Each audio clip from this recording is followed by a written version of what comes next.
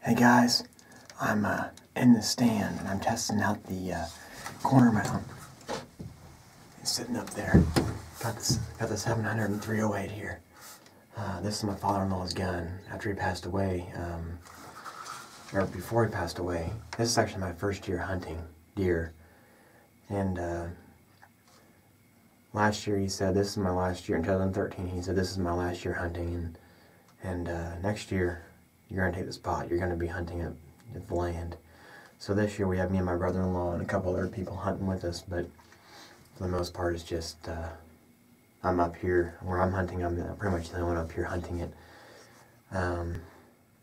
It's going to be pretty fun. I can see it. And let me dismount you real quick. I got a camera. I've got a point and shoot camera here below you. I'm going to get another digital camera this evening, or a video camera to video. But you're up in the corner right now. It's a pretty cool little mount, but my battery doesn't last very long, so I'm not going to do a whole bunch of videos, a whole bunch of long little segments. Maybe a little spurt videos.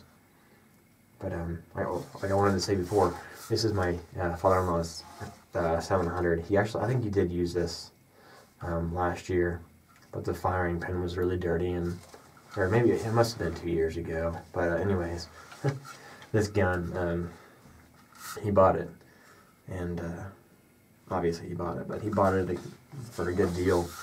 And the firing pin was really dirty last year. He cleaned it all up, took it out and hunted, and then all of a sudden he was out here hunting, and it was click, click, click, boom.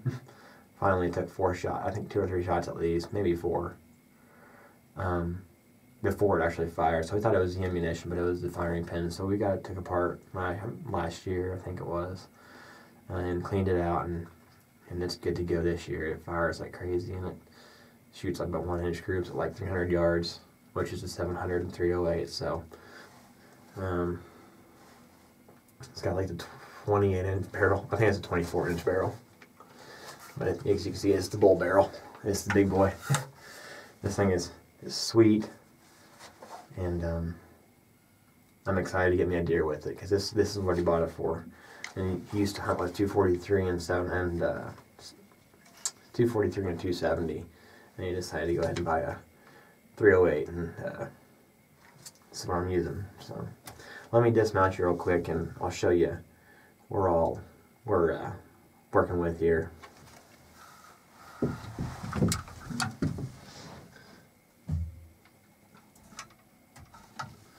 so as you can see here, this is just the little camera I got here on my tripod that I usually use. This is a 4x6, I think, line, and about 8 foot tall, and it's all insulated.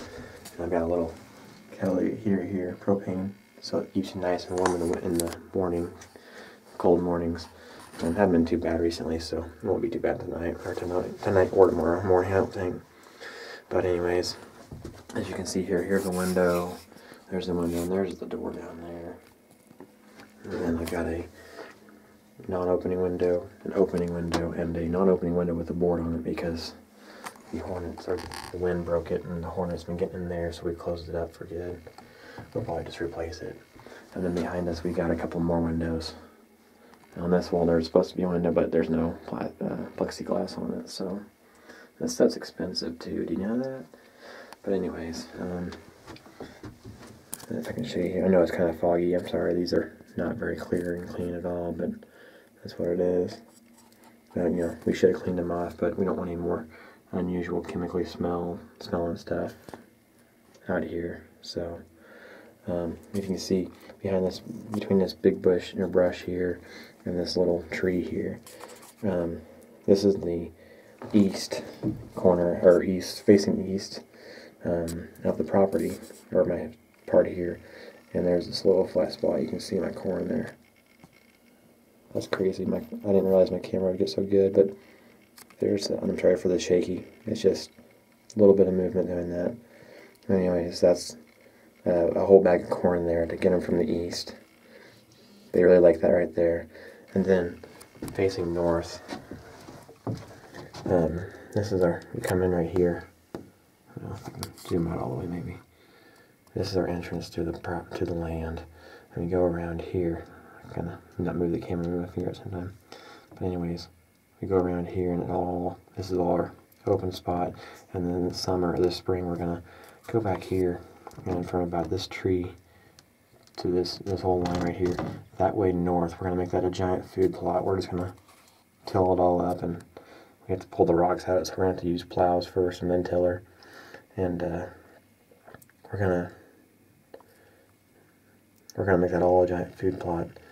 But there's the feeder right there. That's, you know, I spent a lot of money this year because, you know, my father-in-law Steve, he really wanted me to get a deer. And so I started, and he passed away in June. I think it was the end of July to August. I started saving funds and spending money to buy corn and the feeder and cameras and stuff. And so my camera actually died, and I mean, it's done with. So I got a new. My brother-in-law gave me another camera here we're using. But this is a wild game innovations.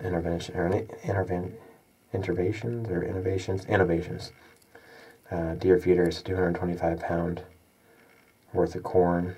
It's like a 4 or 5. It's not a 5 gallon. Yeah, it's like a 25 gallon or something like that. That thing we used to not throw corn, but you can see the corn sitting on top of the little box there. But that thing throws corn like crazy. It didn't, but we readjusted it. So, anyways, then we got a mineral salt walk right there for the cattle, and a nice little montage of corn and donkey juice and acorn range right there next to the left of it. And then right on the right around this corner here, if I can get right here, around this corner, kind of goes back just a little bit, but our camera's right there, and we get some monstrous deer on our camera. So we're gonna hang out here, and hopefully I can get the camera going back and forth and the footage correct. But yeah, it's gonna be awesome. I can't wait to get me a deer.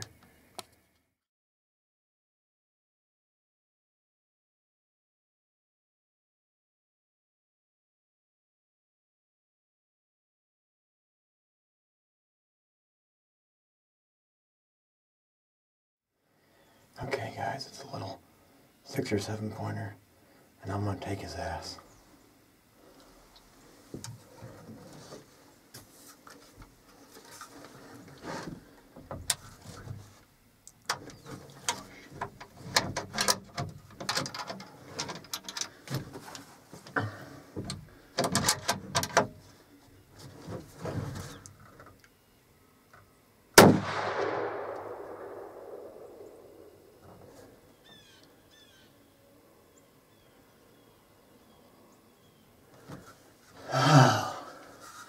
I wonder if I hit him.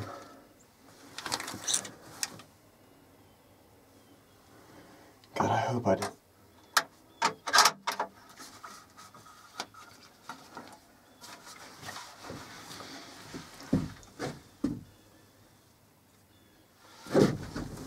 Oh man, that was sweet.